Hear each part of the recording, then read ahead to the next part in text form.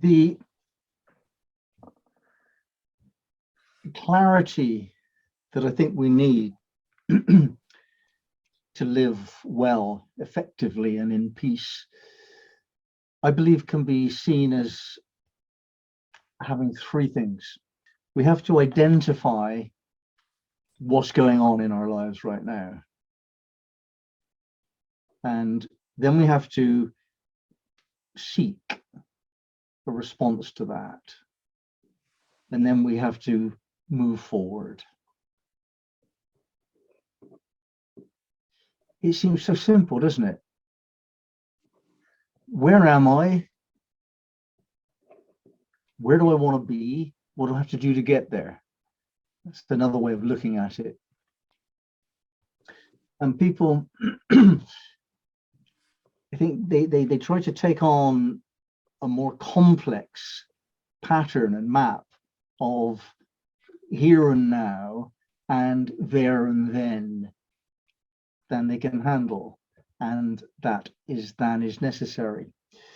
So the first stage in our inquiry is to find a specific question. This is the thing that is the most important difference between what we need to do and what we actually do. To find a specific question. One of the few articles of wisdom which I enjoy very deeply that comes from the Christian tradition is the phrase, seek and ye shall find. I think there isn't much going on by way of wisdom that's not contained within that. I think it's amazing. Now this seek is an active engagement that we make. I am actively seeking. I'm looking for something.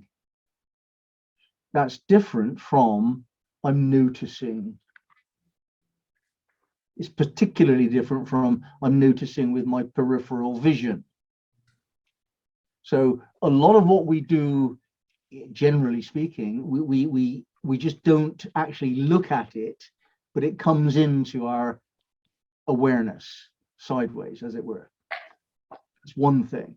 And then when we look at something, that's another thing where we're trying to observe what is. Neither of these two things is seeking. Seeking is where we're looking at something with an attitude. And there is much to say on that point. On the level of subatomic reality, in other words, quantum physics, it is understood, and it has been proven for some 100 years and more, that whatever you look for is what you find. Are you perhaps aware of the experiment to determine whether light is a particle or a wave? We're familiar with this experiment.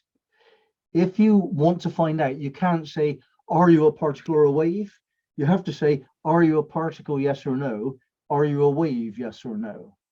That's a simplified statement, obviously, but you can't just be an observer and let light tell you what it is. You have to say, are you this, yes or no? Are you that, yes or no? And whenever you say, are you this, it says yes. So if you say, are you a particle? Light says yes. Are you a wave? Light says yes. On the subatomic level, proven for 100 years, disproving Einstein's theory at the time. So that's physics. Our psychology, 100 and so on years later, is still, even pre-Einstein, is still Newtonian. Everything that happens must have been caused, cause and effect. That's not how it is. What we seek, we find.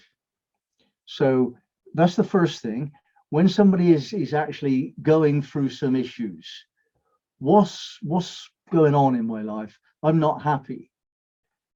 Typically, there is no seeking. When somebody answers a question that you give them, it's always ambiguous. Always. And what you want to do is to diminish that ambiguity so you know exactly what the question is. Now, if I actually did that excellently well, I would know exactly what needs to be dealt with.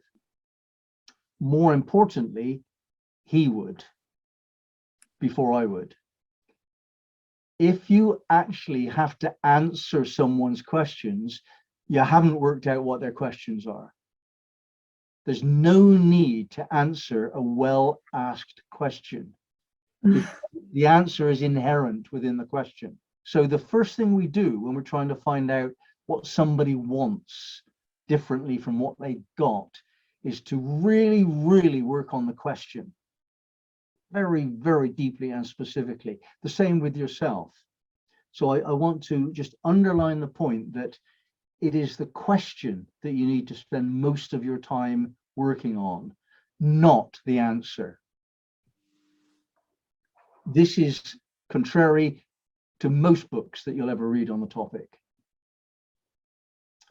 If you get the question right, there isn't any need for an answer.